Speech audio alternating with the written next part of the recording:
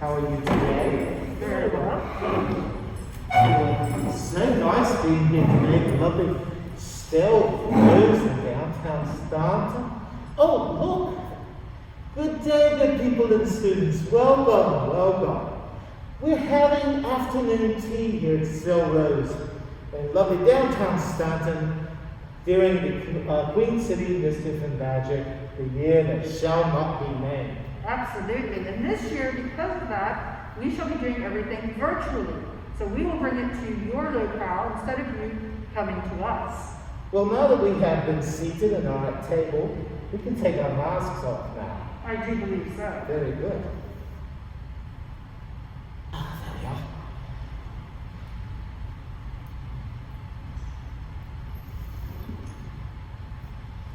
So now we have this lovely afternoon tea set up here that Stelle Rose has provided us with. There's all this lovely setting, the cups. Ah, look, they even match the roses for our houses. How considerate of them. And look at the lovely items they have made for us. So delicious looking. Oh my goodness gracious. So, what do we do at afternoon tea? What's this all about? Well, we have had students join us in the past, but Yes. unfortunately, they're unable to join us this year. So what we've done is they have sent their questions by owl post. Right, I've got them right here. So we shall be answering some of your questions while we have our lovely afternoon tea today. So do you want to start off with starting the tea or with the questions? Let's start with a couple of questions. Very good. The first one we have here is from Damien with House Gryffindor. Well done, Damien. At what time is afternoon tea? Excellent question, Damien. Well, of course, it says in the title, afternoon. So this is the tea that you would have that bridges between lunch and supper. So typically around 3:30 is the best time for having afternoon tea. And so you'll notice that we have some heavier items with the sandwiches and such to have between that time of lunch and supper. Very good. Or as we call it, dinner and supper. Indeed. But when in right. Second question we have here, let's see. This is from Nicole of Hufflepuff House. What type of tea is served at afternoon tea? Good question, Nicole. Well, of course, if you're having your tea or you're hosting it, you can have what your favorite tea is. Traditionally, we prefer Earl Grey tea. So that is what we'll be serving today. Now, let's begin here. First, we must charge our pot. And what we do is we put a bit of hot water in the teapot first, and that allows for it to warm up a bit. So while that is warming, we will take our next question.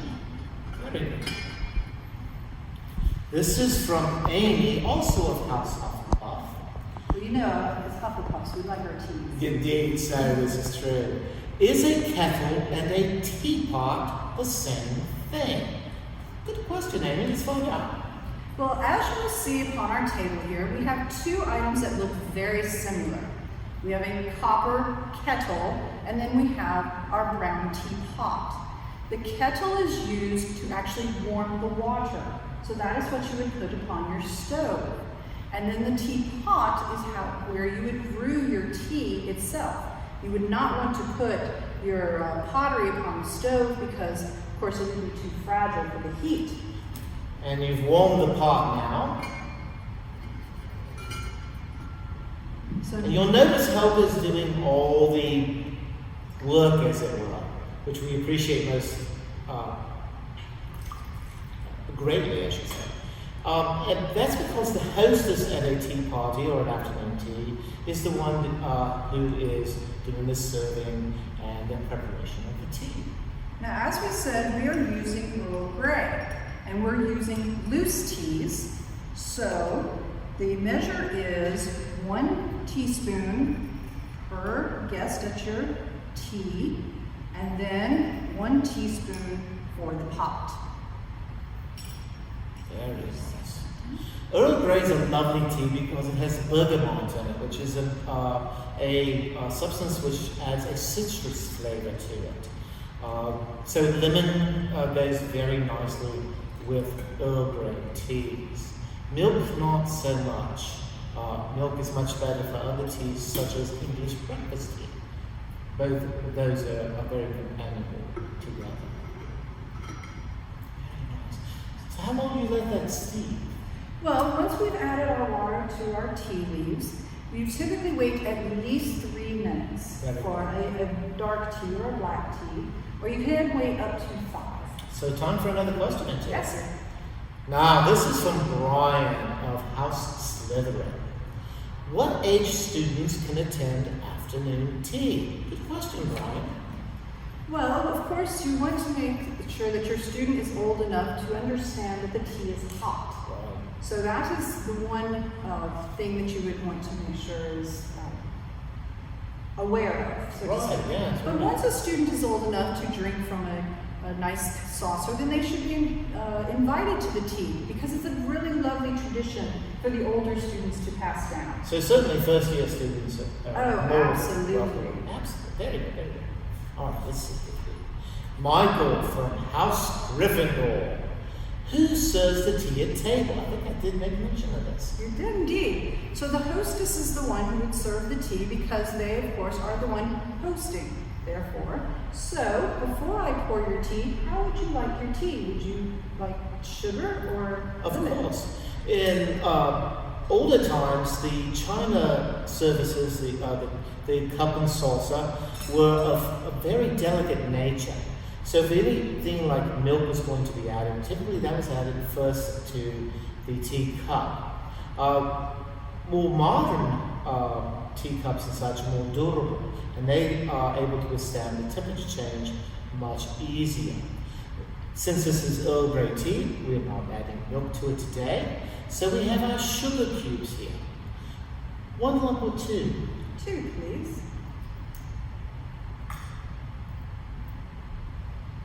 Because I am so sweet, I take 3. Now these cubes will dissolve very nicely in the hot liquid. Excuse me. Where are my numbers? And we have a variety of strainers here that you can either hold over the cup or place directly on the cup, depending on how they are made. And this catches any of the loose leaf teas that are in the teapot. Very good, thank you. Lovely.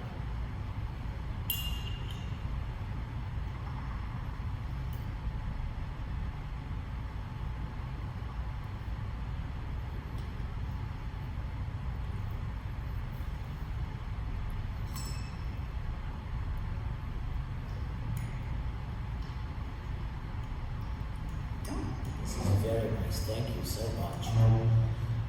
Now, when you're stirring your tea, you don't want to make loud clanks upon the sides, so you go back and forth, and what it allows you to do is actually crush these sugar cubes on either side.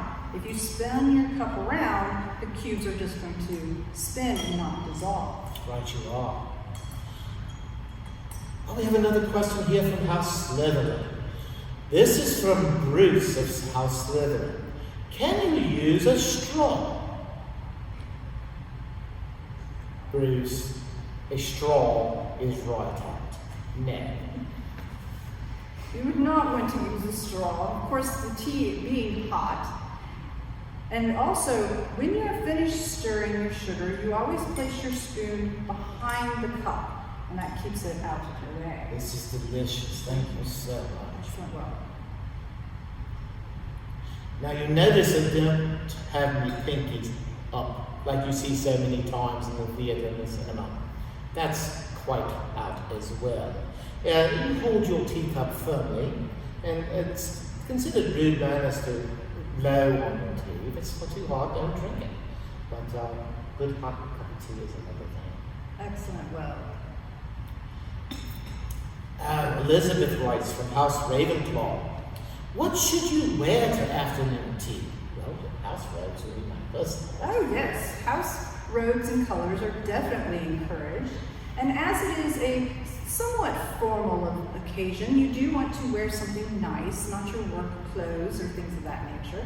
And you do want to sit up properly at the table, not slouch about.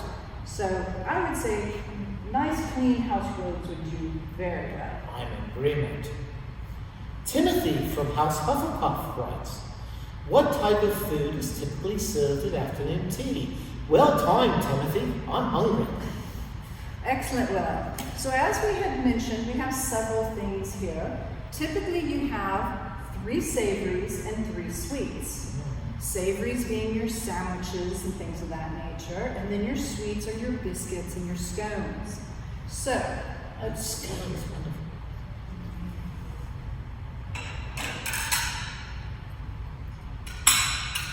Well, thank you.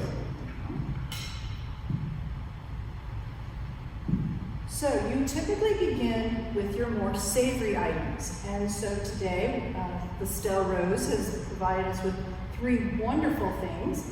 First, we have our traditional cucumber sandwiches. These are fantastic. Thank you.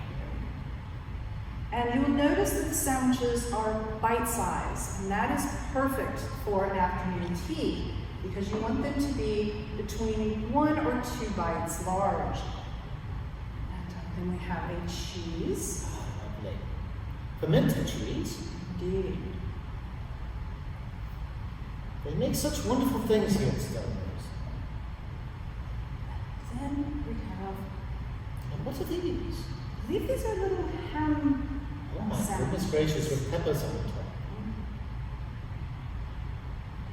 Now, because our sandwiches are basically a single bite size, you hold them with your hands to eat, and you eat very daintily. Well done. Thank you. Excellently done. Delicious.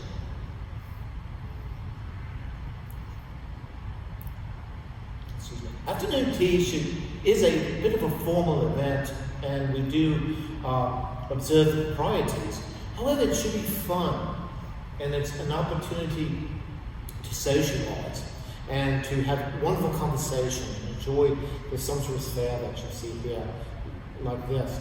So, not only is it something that is a chance to show off your good manners, but it's also a lot of fun as well. Which brings us to a question from Rose of House Hufflepuff. Who do you invite to afternoon tea?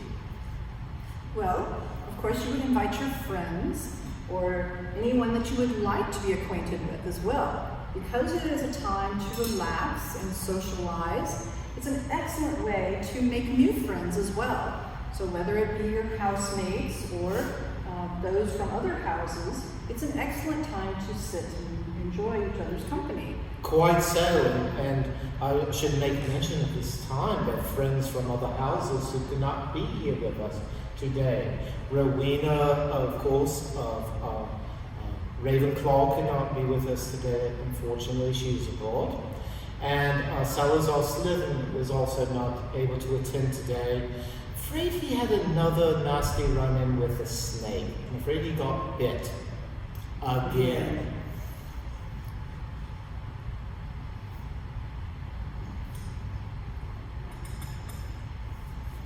Oh, now we have another question from the House Gryffindor. This comes from Amanda. Can we use afternoon tea for divination? What a clever, who was it from? Amanda? Amanda. Very good, Amanda. What an excellent idea. Now, the idea, of course, is not to have the tea leaves in your cup of tea. However, I should certainly suggest that you could save the tea leaves and use them for sort of divination purposes, don't you think? I believe so, and I'm sure if you ask Professor Trelawney, she can give you some more information on that divination as well. Absolutely, indeed. Oh, Robert from House Gryffindor. What utensils do we use? We have a plethora of utensils you might see here. We have a number of types of spoons and bowls. This would be for if we had milk, to pour the milk into our teas with. This particular cup here with our scones, for example, you might have your clotted creams and your jams for that. And while we do have scones, We do indeed. alas, we have no clotted cream and jam. Oh, if only. But unfortunately, we couldn't get any today, so that sometimes happens, and it's quite fine. Scones are delicious with or without. Now, as you'll see, we have several things here on the table. And one thing that you can do that is quite fun is you can ask your guests to bring their own saucer and teacups. It makes the table very colorful and very unique. And also, it's a wonderful conversation starter as to where the teacup may come from or what their favorite teacup is and why. All right. Try the ham sandwiches. Those are fantastic. Very good. No, not quite yet. So, now we have a question from Bernadette of House Ravenclaw. What do you do with your napkin? Well, you'll notice we have our napkins here, and typically when you sit down, your napkin will be upon the table. You unfold your napkin to where it remains still in half, and you place it on your lap with the folded edge towards the table. And that way, if you must pick it up, you can pick up the edge towards yourself, and it catches all the crumbs inside the napkin. Well, how clever. I didn't have it that way, so I should do that. Oh, very well. Just like that. It's like that. Splendid. Ah, here's a fantastic question from Betsy of House Ravenclaw. Are familiars welcome at the table? I think so. And we have a special guest with us today as well. Indeed. We have Wee Wooly from Woodrow Wilson. Wee William. Wee Williams. Yes, Excuse me. indeed. This is Wee William, and he is of the House Gryffindor as well. So he came to join us for tea. Welcome, William. So glad to have you with us. Daniel of House Slytherin asks, what is the purpose of afternoon tea? It sounds boring. Daniel, it's anything but boring. It's actually quite fun. It's quite a wonderful time to be together, as we were speaking of a moment ago. It's a time to together with friends, our family, and to enjoy the afternoon and take a bit of a respite between classes and such. Well, you know, they do like their more recreational I activities. suppose so. Perhaps afternoon tea is not his cup of tea. Oh, so we have another question from the House of Slytherin. Oh, They ask, where do they put their chewing gum when they come to afternoon tea? Should they place it upon the saucer?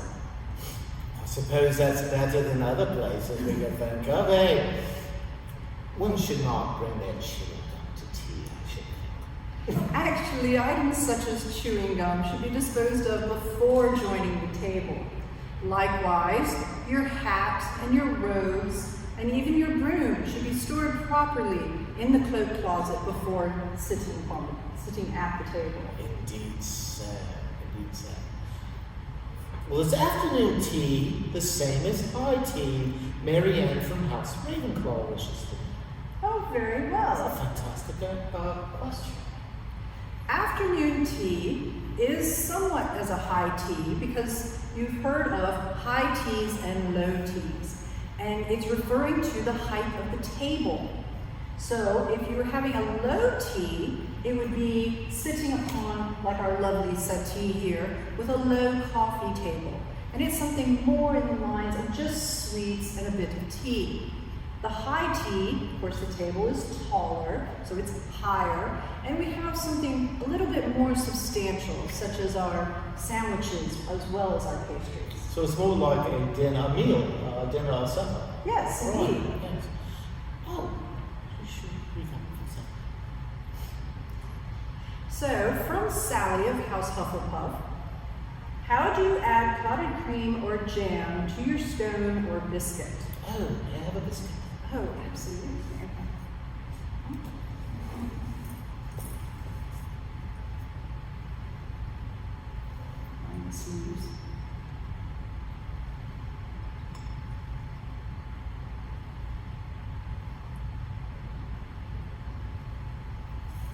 thank you. Now we have some lovely biscuits here.